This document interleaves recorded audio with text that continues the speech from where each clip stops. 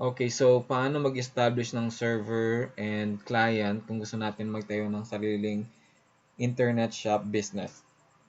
So, gumamit ako ng software, Handy Cafe, for my server and client. So, ginawa ko, pumunta ako sa website nila, handycafe.com, and then, dinownload ko yung installation file nila.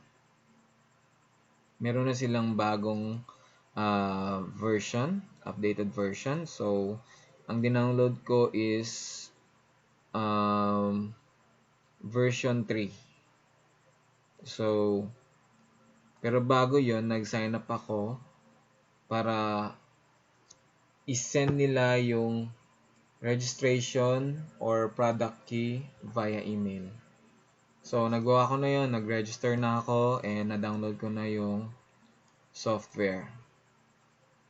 So, yung software nila is version 3. Pero meron akong na-search na version 4.0.4. So, mamaya explain ko kung ano yung difference ng version 3 at ng version 4. Mas gusto ko yung version 3 kasi mas advanced yung features niya. So, let's start. So, una, i-install natin yung version 3 na downloaded from handycafe.com website. So, na-install ko na to before para mapag-eksperimentuhan, and tinanggal ko lang ulit. So, para may pakita yung step by step na pag-install or pag-install ng version 4 na Handy Cafe server. So i-check natin yung okay, ulitin natin. So, click next and then check nyo lang yung box, accept the agreement, and then merong two options. So, Handy Cafe server and Handy Cafe client. So, Handy Cafe server, ito yung kung saan yung computer na gagamitin natin as server, dito natin i-install. So, itong computer na to, ito yung gusto kong gamiting server. So, installan ko siya ng server. So, example, meron kang 10 computers or 10 units, then yung 9 units, doon mo i-install yung clients mo, and yung isang computer mo is yun yung mag-serve as server. So, click next, and then install. Okay. So, sa last part ng installation, makikita natin na provided na yung default username and password. So, username is admin, all capital letters, and password is password, all capital letters then. So, let's run the Handy Cafe server version 3.3.21. Click finish. Okay. So, okay. Admin, then password. Oops. Sorry. All capital letters. Okay. So, language, English.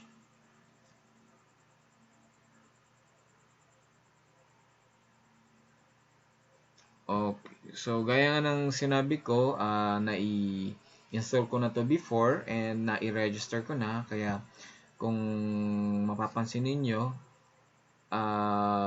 usually dapat mag-a-appear or magpa-pop up yung registration option dito. Or merong option dito na register.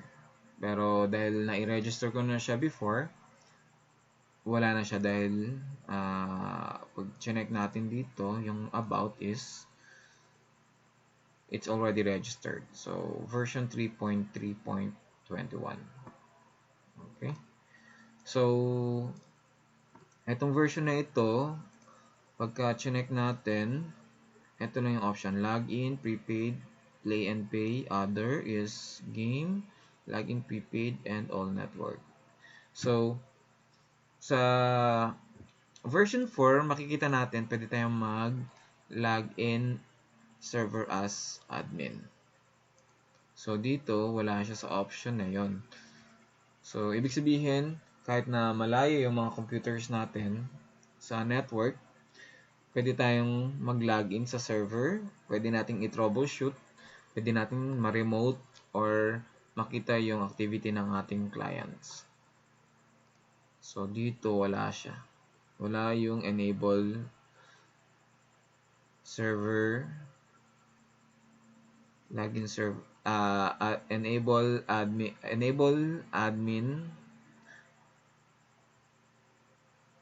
or enables admin login as server. Basta parang ganun siya eh. So, wala dito. So, pagka nilogin natin ito, so, sa version 4, makikita natin na meron tayo dito agad na screenshot ng activity ng ating clients or ng client na naka-login. So, dito wala siya. So, wala din siya ditong option or menu na remote management kung saan pwede nating i-remote yung or controlling yung clients, yung activity ng clients. So, okay. So, ipapakita ko kung paano i-install yung sorry. Kung paano i-install yung version 4 ng HandyCafe. So, eto siya. So, let's just copy this HandyCafe server version 4. Yung crack niya, and then i-paste natin siya sa original file location. Control V or right-click paste. And then replace the file. Okay, let's close it first. Okay, let's check again.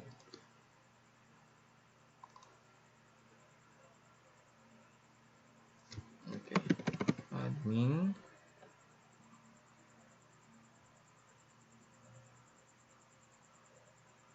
Sandali lang. Okay, so admin and then password as password.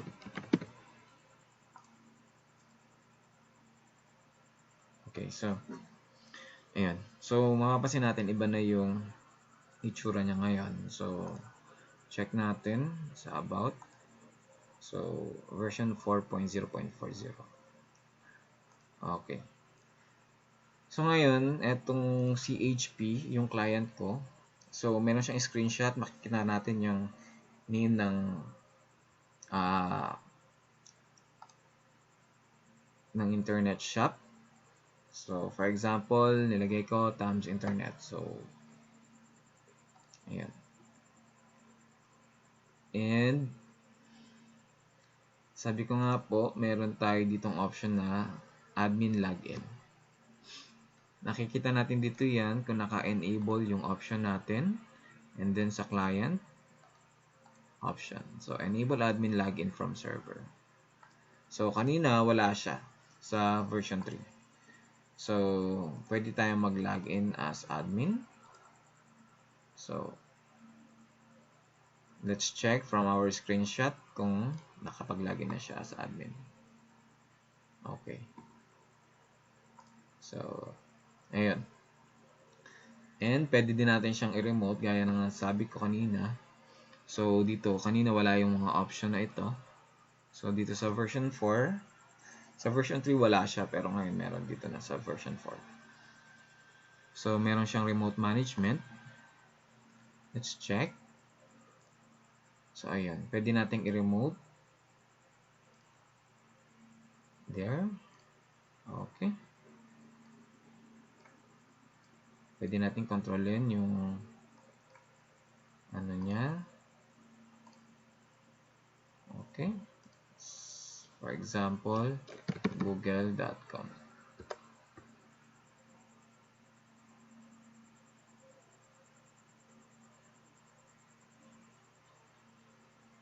Medyo mabagal lang siya. But still, pwede natin siyang i-remote. Okay. Let's try again. Ayan. Ayan na siya. So, nakalagin tayo as admin. And, yan. So, yun yung ilan sa mga difference. So, pwede niyo siyang gawin and pag-eksperimentohan. Thank you and sana natulungan ko kayo. Next time, yung gagawin naman natin or yung gagawin ko namang video is yung procedure kung paano naman gawin yung sa or i-establish yung sa client. Okay.